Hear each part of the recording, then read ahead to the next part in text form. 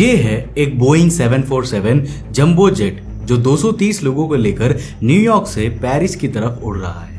शाम के 8 बज चुके हैं, बाहर अंधेरा हो रहा है और अंदर बैठे यात्री अपनी सीट्स पर सेटल हो रहे हैं। कुछ लोग मैगजीन पढ़ रहे हैं, कुछ बच्चे विंडो से बाहर देख रहे हैं और पायलट्स कॉकपिट में अपना काम कर रहे हैं। सब कुछ बिल्कुल नॉर्मल है, लेकिन ये 230 लोग नहीं जानते कि अगले 12 मिनट के अंदर ये प्लेन हवा में ही फट जाएगा। ना कोई मिसाइल आएगी, ना कोई बॉम्ब फटेगा, ना ही इंजन्स खराब होंगे, फिर भी ये पूरा का पूरा एरोप्लेन टुकड़ों में टूटकर समुद्र में गिर जाएगा। और इसके बाद जो होगा वो अमेरिका की सबसे लंबी और सबसे कंफ्यूजिंग इन्वेस्टिगेशन बन जाएगी, जिसका सच आज तक लोगों को चैन से नहीं बैठने देता। क्योंकि इस प्लेन को हवा में टुकड़ों टुकड़ों में बिखरने वाली एक ऐसी चीज थी जो प्लेन के अंदर 25 सालों से पायलट्स की नजरों से छुपकर धीरे धीरे तैयार हो रही थी। अब सवाल यह है कि वो चीज क्या थी और एक बिल्कुल नॉर्मल दिखने वाला प्लेन बिना किसी वार्निंग के अचानक कैसे फट सकता है। तो ये है फ्लाइट TWA 800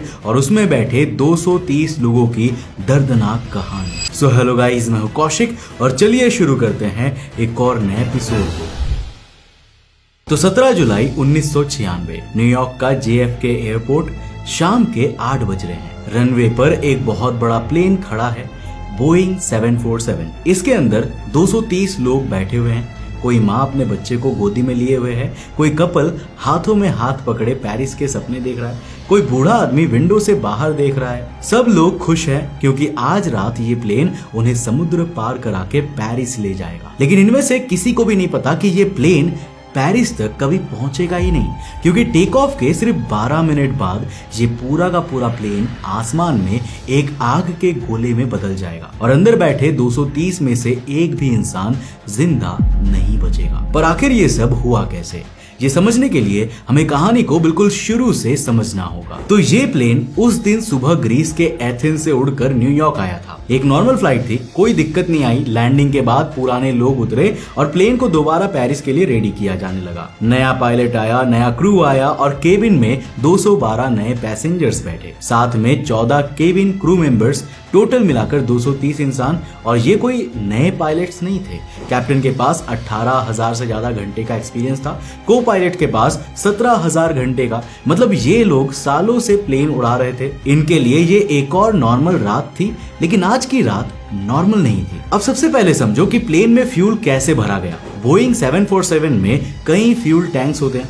2 बड़े टैंक्स दोनों विंग्स में होते हैं और एक टैंक बीच में होता है जिसे सेंटर विंग टैंक कहा जाता है। ये टैंक बिल्कुल प्लेन के पेट में होता है, नीचे वाली साइड। अब पेरिस जाने के लिए उतना फ्यूल चाहिए नहीं था, तो सिर्फ विंग्स के टैंक्स में फ्यूल डाला गया। आगे बढ़ने से पहले दोस्तों, मैंने पहले ही IPL एनालाइज कर लिया है। मैं तुम्हें बेस्ट प्लेटफॉर्म रिकमेंड करना चाहता हूँ, OneWin। इनका सपोर्ट काफी रिलायबल है और डिपॉजिट विड्रॉल भी बहुत फास्ट है। कमेंट में दिए गए लिंक को फॉलो करो, मेरे साथ करो IPL सेशन की शुरुआत best I gaming brand OneWin के साथ। लिंक कमेंट में मिल जाएगा। और बीच वाले सेंटर टैंक को खाली छोड़ दिया गया। लेकिन खाली वर्ड यहाँ थोड़ा गलत है, क्योंकि इस टैंक में पिछले एथेंस वाली फ्लाइट से थोड़ा सा फ्यूल बचा हुआ था। कितना? बस 170 लीटर। अब 170 लीटर सुनकर लगता है कि बहुत है, लेकिन इस टैंक में 50,000 लीटर आ सकता है। तो 170 लीटर मतलब ऑलमोस्ट कुछ नहीं। इतना कम कि अगर आप टैंक के अंदर झांकोगे तो आपको फ्यूल दिखेगा भी नहीं। बस नीचे फर्श पर एक पतली सी वेट लेयर होगी। पर यही कुछ नहीं वाला 170 लीटर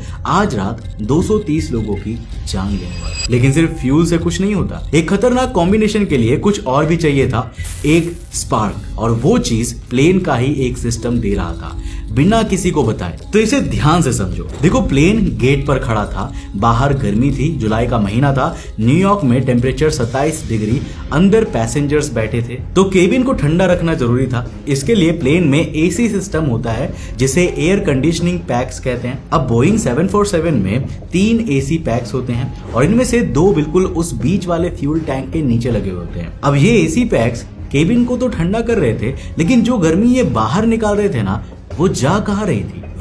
सीधा ऊपर उस फ्यूल टैंक की तरफ। और बीच में कोई कवर नहीं था, कोई लेयर नहीं थी जो गर्मी को रोके। मतलब घंटों से ये AC पैक्स उस टैंक को धीरे धीरे गर्म कर रहे थे और किसी को पता भी नहीं चल रहा था। अब यहाँ पर एक चीज समझना बहुत जरूरी है, बिना इसके आगे की कहानी समझी नहीं जाएगी। तो देखो, लिक्विड फ्यूल और फ्यूल की भाप में जमीन आसमान का फर्क होता है। लिक्विड फ्यूल यानी पानी जैसा फ्यूल सेफ होता है, इतना सेफ कि अगर आप एक जलती हुई माचिस उसमें डाले तो वो बुझ जाएगी, बिल्कुल पानी की तरह। लेकिन जब यही फ्यूल गर्म होता है ना, तो उसकी भाप बनती है, और ये भाप जब हवा में मिलती है तो ये बॉम्ब जैसी खतरनाक हो जाती है। बस एक छोटी सी चिंगारी चाहिए और ये पूरा टैंक ब्लास्ट कर सकता है। और उस रात उस टैंक में एग्जैक्टली यही हुआ था। एसी की गर्मी से फ्यूल की भाप बन रही थी, भाप हवा में मिल रही थी, और वो मिक्सचर धीरे धीरे उस खतरनाक लेवल पर पहुंच रहा था जिसे सिर्फ एक चिंगारी की जरूरत थी। और कॉकपिट में कोई भी अलार्म नहीं बजा, कोई लाइट नहीं जली, कोई वार्निंग नहीं आई। पायलट्स को बिल्कुल भी अंदाजा नहीं था कि उनके प्लेन के पेट में एक इनविजिबल बॉम्ब रेडी हो रहा है। पर जैसा मैंने आपको कहा कि अभी धमाके में एक चीज की कमी थी, चिंगारी की। और वो चिंगारी आने वाली थी प्लेन की अपनी बिजली की तारों से। तो समझो, प्लेन के अंदर फ्यूल कितना है ये जानने के लिए एक सिस्टम होता है जिसे FQIS कहा जाता है। ये सिस्टम बिजली के जरिए टैंक के अंदर मेजर करता है कि फ्यूल कितना बचा हुआ है। इसके लिए टैंक के अंदर कुछ वायर्स जाती हैं। अब ऑब्वियसली टैंक में बिजली की तारें ले जाना खतरनाक है, लेकिन इंजीनियर्स ने सोचा था कि हम इन तारों में इतनी कम बिजली भेजेंगे कि अगर गलती से स्पार्क हो भी जाए तो फ्यूल की भाप जलेगी नहीं। और ये सोचना सही भी था। इन तारों में इतनी कम बिजली थी कि फ्यूल को जलाने के लिए जो एनर्जी चाहिए वहां पर वो एनर्जी मिल नहीं सकती थी। मतलब सब कुछ सेफ था, लेकिन एक कंडीशन पर कि ये कमजोर तारों को कभी किसी ताकतवर तार से बिजली ना मिले। और यही वो जगह है जहां 25 साल पुराने प्लेन की उम्र ने अपना काम दिखाया। तो देखो, बोइंग 747 के अंदर हजारों तारों का जाल होता है। सोचिए, जैसे एक बहुत बड़ी बिल्डिंग में बिजली की तारों का गुच्छा होता है, वैसे ही प्लेन में भी इन तारों का गुच्छा होता है। और इन गुच्छों में कमजोर तारों और ताकतवर तारों को अलग अलग रखना चाहिए। लेकिन बोइंग के डिजाइन में ये दोनों तारें एक ही गुच्छे में साथ साथ बंधी होती थी, और उनके बीच में ना सिर्फ एक पतली प्लास्टिक की लेयर थी। अब 25 सालों में ये प्लास्टिक की लेयर टूटती है, घिसती है, जगह जगह से फटती है। मेंटेनेंस के दौरान लोग तारे हिलाते हैं, बदलते हैं, और धीरे धीरे वो प्लास्टिक लेयर जो दो तारों को अलग रख रही थी ना, वो कमजोर हो जाती है। और अगर ये लेयर टूट गई तो ताकतवर तार की बिजली कमजोर तार में घुस सकती है, यानी एक शॉर्ट सर्किट हो सकता है। और TWA फ्लाइट 800 में एक और दिक्कत थी। उन कमजोर तारों पर एक अजीब सी लेयर जम रही थी, सिल्वर सल्फाइड, जो तब आती है जब तारों की प्लास्टिक लेयर टूटती है और उनके अंदर की सिल्वर वाली तार फ्यूल के टच में आ जाती है, जिससे फ्यूल में मौजूद एक केमिकल सिल्वर से रिएक्ट करके एक न्यू लेयर सिल्वर सल्फाइड बना देता है, जो कि यहाँ हुआ था। अब ये लेयर एक तरह से तारों के बीच करंट को फ्लो करने में और ज्यादा अच्छे कंडक्टर का काम करने लगती है, क्योंकि ये लेयर बिजली को और आसानी से आर्क बनाने देती है। मतलब स्पार्क होने का चांस और ज्यादा बढ़ जाता है। और क्योंकि इस बीच वाले टैंक में फ्यूल कम भरा जाता था, तो ये लेयर यहाँ सबसे ज्यादा जम रही थी। बोइंग को पता था कि ये होता है, लेकिन उन्हें लगा कि ये बस फ्यूल गॉज की रीडिंग गलत करता है, कोई बड़ा खतरा नहीं है। और ये सोचना उनकी सबसे बड़ी गलती थी। अब ये भी समझ लो कि ये जो सारी कंडीशन जो मैं आपको बता रहा हूं ना, ये तब की है जब प्लेन 17 जुलाई 1996 को न्यूयॉर्क के JFK एयरपोर्ट पर खड़ा है और पेरिस की तरफ उड़ने वाला है। अब फाइनली सारी डीलेज खत्म हो जाती है। गेट के पीछे एक गाड़ी खराब हो गई थी, जिसे हटाया गया। एक पैसेंजर का बैग मैच नहीं हो पा रहा था, उसे सॉर्ट आउट किया गया। फ्यूलिंग में एक वाल्व का इशू आया, वो ठीक हुआ, और शाम के 8:19 पर यह बड़ा सा बोइंग 747 रनवे से दौड़ते हुए आसमान में उठा। इंजन गरज रहे हैं, प्लेन ऊपर जाता है, लॉन्ग आइलैंड के किनारे के साथ लेफ्ट टर्न लेता है, 13,000 फीट तक पहुंचता है। सब कुछ बिल्कुल नॉर्मल लग रहा है। पायलट्स अपना काम कर रहे हैं, बातें कर रहे हैं, पर प्लेन में किसी को भी अंदाजा तक नहीं था कि उनकी ये बातें, ये मोमेंट्स उनकी जिंदगी के आखिरी पल हैं। 13,000 फीट पर टेक ऑफ के 10 मिनट बाद पहली बार कुछ अजीब होता है। कैप्टन को इंजन नंबर 4 का फ्यूल फ्लो इंडिकेटर अजीब सा लगा। उसने बोला, देखो ये crazy fuel flow indicator number 4 पे देख रहे हो। अब नॉर्मली ये कोई बड़ी बात नहीं होती, छोटा सा सेंसर ग्लिच हो सकता है, तो किसी ने भी ज्यादा ध्यान नहीं दिया। लेकिन हम आज जानते हैं कि ये छोटी सी अजीब हरकत छोटी नहीं थी, क्योंकि इंजन नंबर 4 की फ्यूल फ्लो वायरिंग उसी तार के गुच्छे में थी जिसमें टैंक की FQIS वायरिंग थी। मतलब कहीं उस गुच्छे में कुछ हो रहा था, तारों के बीच कुछ गड़बड़ हो रही थी और पायलट्स को पता भी नहीं था। और फिर आता है वो पल 8:31 और 12 कहीं तारों के गुच्छे में एक शॉर्ट सर्किट हुआ। ताकतवर तार की बिजली कमजोर FQIS तार में घुस गई। वो बिजली दौड़ते हुए टैंक्स के अंदर पहुंची। टैंक के अंदर उस तार पर जो सिल्वर सल्फाइड की लेयर जमी हुई थी उसने एक छोटी सी स्पार्क पैदा की, बस एक छोटी सी चिंगारी, और टैंक के अंदर जो फ्यूल की भाप और हवा का खतरनाक मिक्सचर बना था ना, वो 1 सेकंड में जल उठा। अब टैंक के अंदर आग इतनी तेजी से फैली कि टैंक की दीवारें उस प्रेशर को सह नहीं पाई। टैंक के अंदर का एक बड़ा स्टील का बीम टूटा और आगे की तरफ गिरा और उसने आगे की दीवार को तोड़ दी। आगे की दीवार ने पानी के टैंक को क्रश किया और फिर प्लेन के नीचे की स्टील की बॉडी फट गई और उसमें एक बड़ा सा होल बन गया और केबिन के अंदर की हवा जो प्रेशर में थी वो तेजी से बाहर निकलने लगी। इस सब ने मिलाकर प्लेन की रीढ़ की हड्डी यानी कि कील बीम को तोड़ दिया, और जैसे किसी इंसान के रीढ़ की हड्डी टूटे तो वो खड़ा नहीं रह सकता, वैसे ही प्लेन 2 हिस्सों में टूट गया। आगे का हिस्सा कॉकपिट समेत सीधा नीचे गिरने लगा और ये सब उस छोटी सी चिंगारी से लेकर प्लेन का टूटना सिर्फ 3 से लेकर 5 सेकंड में हुआ। इतना कम टाइम कि आप 1 से 5 तक गिन भी नहीं सकते। और अब जो हुआ ना, वो इस पूरी कहानी का सबसे कंफ्यूजिंग हिस्सा है, जिसने सालों तक लोगों को गलतफहमी में रखा। जब प्लेन का अगला हिस्सा टूटा तो पीछे का हिस्सा अचानक हल्का हो गया, और क्योंकि विंग्स अभी भी काम कर रही थी तो ये आधा टूटा हुआ प्लेन और 2-3 हजार फीट ऊपर चला गया, और इस दौरान विंग्स के फ्यूल टैंक से बर्निंग फ्यूल लीक हो रहा था। आसमान में एक लंबी आग की लकीर बन रही थी। फिर जब स्पीड खत्म हुई तो ये हिस्सा पलट गया और सीधा नीचे गिरने लगा। विंग्स टूटी, उनका फ्यूल भी जला और एक बहुत बड़ा आग का गोला बना। अब अगर आप उस रात लॉन्ग आइलैंड के बीच पर खड़े होते ना